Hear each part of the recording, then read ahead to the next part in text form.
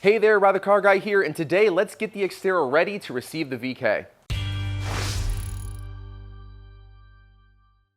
Lots to do in the workshop today. I gotta get the Xterra out of the garage, get it cleaned up, and get it prepared to get the VK. We need to do something with this engine and transmission sitting on my floor. We have to clean up the workshop because it's an absolute disaster. And if we have time, let's go to the junkyard. Now, in preparation for power washing this engine bay, I already went through and I clogged up as many holes as I could with those little rubber plugs that I bought during the VK rebuild. And anything that a rubber plug didn't fit in, I just wrapped with a plastic bag and then zip tied off. Obviously, we're going to be using high pressure water. We want to make sure that we're not shooting it into anything like electrical connectors or power steering or AC, whatever. Any of it, you don't want water in it. I already went through and vacuumed the engine bay, mostly because just minimizes how much stuff comes out when you power wash. I already went in and scraped where the engine mounts sit because of how much oil was in it. A lot of stuff was collected in there. And I was going to clean out my air box, but I found just mountains of animal poop in there. So I just took it out. I might either very, very thoroughly clean it or just go buy a new one at the junkyard if there's a nice one there. I also got the Xterra on its own feet.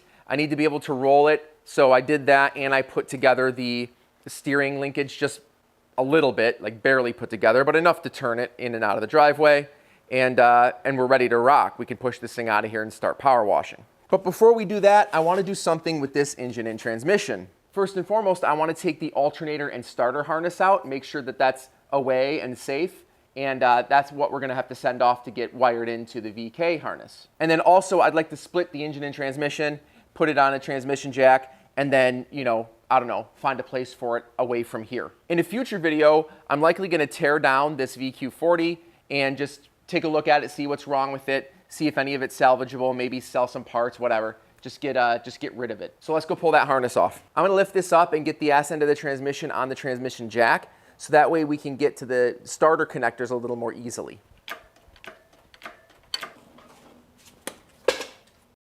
From here, I'm going to grab the 2x4 that I used to get the transmission crossmember out and lay it down here and rest the engine on it. And that way it's not just hanging here while I'm working on it. Look at it, it's just swaying around. That seems just a little bit dangerous. So I'm going to set it back here and then drop it on it. Stable enough, right? Oh yeah. Now starting up here, I'm going to pop this zip tie off that I ran. There we go. And then down here on the alternator, we're going to have what looks like possibly a 12 and just a standard connector. So just hit that with your finger, pull that out, that connector's out. And then let's grab, let me check here. It looks like a 12, I guess. Yeah, let's try that. Pull that out.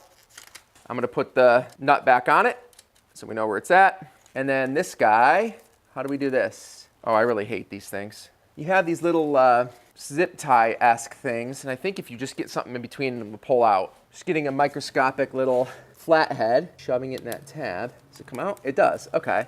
It's actually not bad. So both of those are disconnected. Looks like we have a ground. That's probably larger than 12. Why? But it is tucked back there, probably a 14. Okay, it's really on there. Oh my God. Why the hell is that on there so tight? Oh, gee, didn't see that coming. And that is right where my fucking knuckles are swollen. Oh, that's great. Well, at least it's out. All right, pull that out. Damn, look how shiny that is. That's nice. A little change of pace. Screw that back in. Looks like down here we have our, what is that, oil pressure sensor probably? Let's grab that. There you go, pop that off. Now we just have our starter connections. If we just pop off our heat shield, it looks like we have another, is that a 14 again? It is. Kind of weird. See if that'll come off a little easier. Oops. Okay. See if I can bust another knuckle. All right, that pisses me off. Let's see if it'll agree with me now. There we go. Amazing how quickly they capitulate when you throw a impact on them. Not sure why there's an utterly massive bolt. Look at this bolt. Why the hell is this holding on a heat shield? The other two should be 10s. Okay, that just snapped in pieces. Tuck this back. You should expose a little nut that needs to get removed. Probably, what is that, a 12 again? And then there's a connector right here. For this one, we should just be able to push this. That should come out. There we go. Awesome. And then I think there's a little holder, another one of those zip tie things. There is. Oh, that's just a regular old zip tie though. To be honest, I'm gonna rip that off because these aren't gonna run back to the same location, right? So these are probably gonna get pulled out of the loom. Actually, you know what? If you look right here, I don't know if you can see that. Hopefully you can see that. There's a little 10mm bolt, and I bet you if I pull that off, that whole bracket will just come off. I'll just do that. Awesome. Success. Oh wait, was I recording? Oh, yeah, it was. Well, that was awesome. I cannot imagine trying to tackle this with the engine still in the engine bay.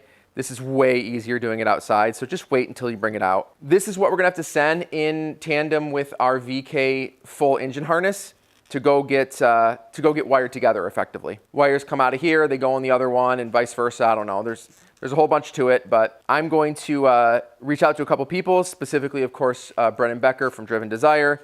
He's the guy that does these. So I'm gonna reach out to him, see if he has time to do this. If so, that's probably where it's gonna go, but I'll keep you updated as we get closer to that. Next up, let's separate this engine and transmission. And if my memory serves me, we just need to we need to loosen these transmission cooler lines from the engine. I think there's 2 places that it goes into the side of the lower oil pan, your breather hoses, and all the electronics. Once you have all of that pulled away, you should be able to just pull your bolts off and then, back it off. I'm not gonna show this in great detail, but if I do come across something weird, I'll let you know.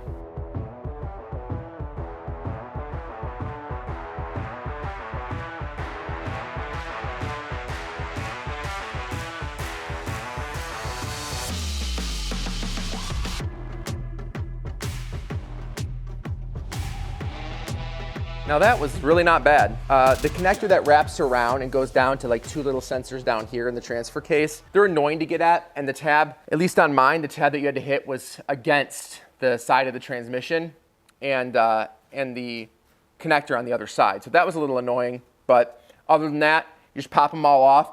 This one has a little pin in it that holds it in place. You don't need to take that out, just pop off the connector on top and then pull out your breather hoses. There was 2 connections for the cooler lines. One was on the lower oil pan, well, between the upper and lower oil pan, and then one was on the upper oil pan further up. So with all that disconnected, I'm going to put this in a slightly better position, the jack, and then strap it, and then pop off my bolts, and this should just come apart. Gosh, that is so sketchy. There is a lot more weight back here, so that's why it is so far back. Last time I made the mistake of putting it like basically on the pan, and it all fell this way, believe it or not. So I don't know, we'll just try this, see what happens. I'm sure it's gonna fall forward. In the meantime, I'm gonna strap it in so it doesn't get all, so it doesn't fully fall out from under it. Well, let's see what happens. These are all 17s. I'm just gonna get a, relatively small wobble head extension, and then I'm just gonna pop all these off.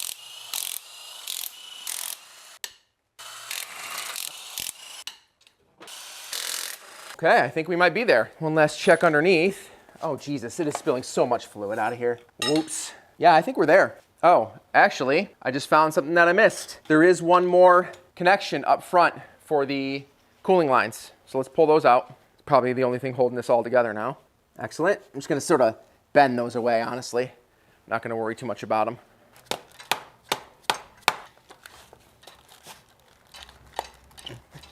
I have a tiny little gap forming on the other side. Here's the gap over here. Can I get, yeah, I can get it in there. Nice. There we go. I don't want to go crazy on this mating surface, right? Between the transmission and engine. We don't care about the engine, but we don't want to go damaging the transmission.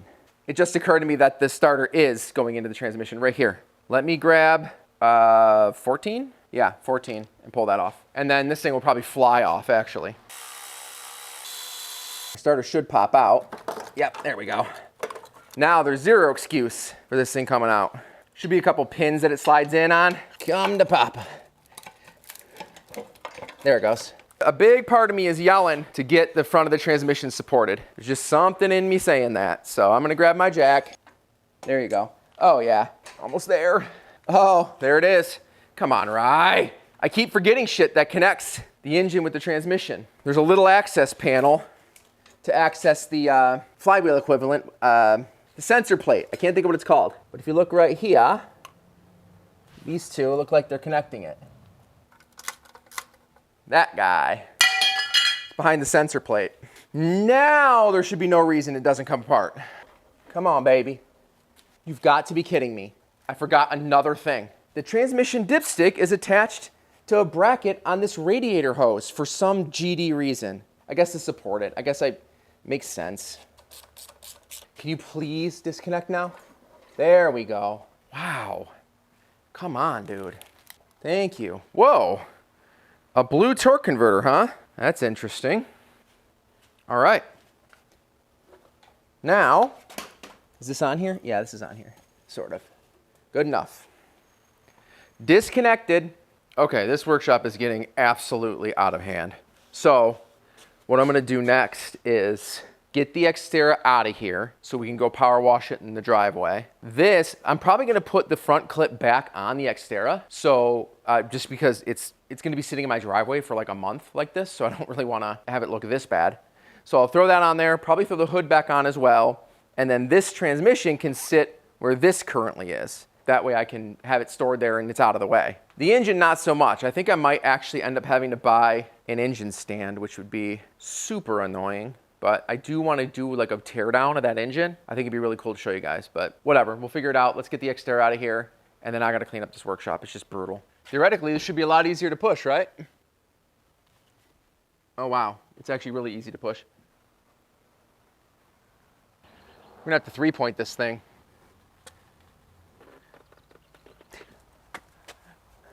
So glad the e-brake still works. Well, in my infinite wisdom, the power steering line is one that I plugged. Well, when I was turning, it's creating pressure in that system, and it forcibly popped the little plug right out, and then proceeded to leave a little trail of power steering fluid all over my brand new driveway. I knew it wasn't gonna last forever, but I thought I'd have a clean, fresh driveway for at least 7 days. But whatever, let's power wash this, get it cleaned out, and then I'll just power wash the driveway along with it.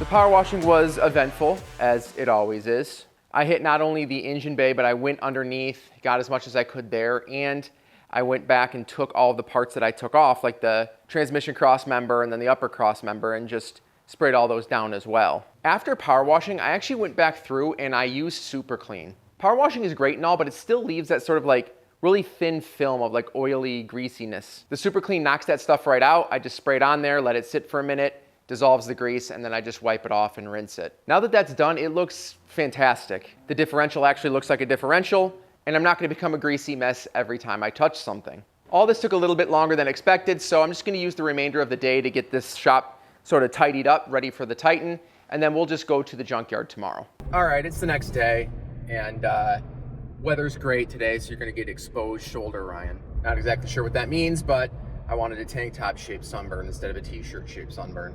We're on our way to the junkyard. We got to get a couple things. Airbox, if we can. That one was disgusting, had a lot of garbage in it. Right rear tail light, if we can. We'll figure that out when we get there.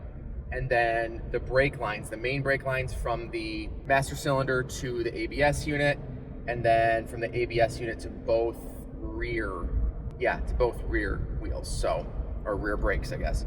So yeah, let's knock this out. Should be pretty easy. I saw a really nice Xterra last time I was there. It's in excellent shape. Should have everything that we need. So let's kick it. All right, we're here. Now we just got to find the X. I think it was that way. Ah, there it is. They threw another car in front of it. Look how clean this thing is, though. Looks pretty good. And I can already tell it has what we need. All right, bad news on the brake lines. These two, the two mains, I'll be able to get, which is great. But unfortunately, the two rears, which are right here, down here where they connect to the hard lines that go to the rear, they're rotten. So if I even try to take that off, it'll probably bust. It's exactly what happened to my Titan. So we'll probably have to source those elsewhere. Really hoping up to source them from Nissan, but I might have to. They shouldn't be crazy expensive. I remember the brake lines on the Titan for the whole front end were like $200, so I don't know, maybe $50. But either way, we'll get what we can and then move on to something else. And I just realized the lower airbox is gone, so that's a huge bummer. These mains look pretty healthy, so that's great. All right, I set those aside. Let's see if the taillight's worth anything. And verdict is, it is. Oh, that looks fantastic. All right, we're pulling that. Luckily, I'm pulling like super easy stuff today. That was just, you know, open and exposed up there. And same with this. This is just these 2 bolts, if I recall, and then I think there's just 2 like little snap thingamabobs that you pull off. All right, with those off, it should just pop out, right? Am I wrong? Oh, there it goes. Didn't break anything. And then just turn these out. Woohoo! Onward. 2 more simple things. Gonna grab that prop rod, and I want that top tray. Hopefully that will be okay once it gets cleaned up here. Both of those you just pop off. The prop rod you twist, this one you just pop out. And look what we found right next to it. That's the lower air box. It's exactly what we need. All right, I didn't bring my body panel removers, so it's not good. Come on, baby. Don't break. Oh, that's broken. Did it actually break? No way. The tabs didn't break. I'm shocked. Oh, it's broken. Someone just ripped it out. Wow, what a roller coaster of emotions. Thought I didn't have it, then I thought I had it, and then it was broken and I didn't have it. But we're gonna grab the prop rod and then we're gonna get out of here. There's today's haul, and I found a pretty fun Gerber knife just kind of sitting on the ground, and I'm gonna clean that sucker up, and it's mine now. You know, I might actually get a price on this. This has the actual whole word on it, and it looks great. I might ask him how much. Well, that was an incredibly fruitful visit to the salvage yard, junkyard, whatever you want to call it. I did, however, lose my wallet, and I'm really hoping that it's not out in the salvage yard somewhere. But I'm gonna wait till I get home to panic. I also stopped at Harbor Freight while I was out because it's right near that yard, and I got myself a big furniture dolly for that transmission. I want something a little bit more permanent than the current solution. So I know the video's been a little less than conventional today, but I appreciate you sticking it out with me. Which reminds me, if you do need something from a VQ40 or if you need an Xterra transmission, let me know. I'm gonna be getting rid of most of the engine. I just don't need it, right? Mine is in great shape, and I don't want to hold on to too much, just, you know, basically betting that my Xterra is going to have problems. I'd much rather see it get used than just sort of sit here and hope that one day it gets used. That's going to pretty much do it for this video. I was pleased with how little work it was actually required in the engine bay. It was really just a couple small brake lines and a good power washing. A lot less work than this one was. I'm also really pumped at the condition of that Xterra that's at that junkyard. I noticed that the roof rack was in amazing condition and the window seals were also in amazing condition. My gray Xterra, the window seals are completely shot, so I'll most likely go get those. But that is it, my dudes. Really appreciate you sticking around.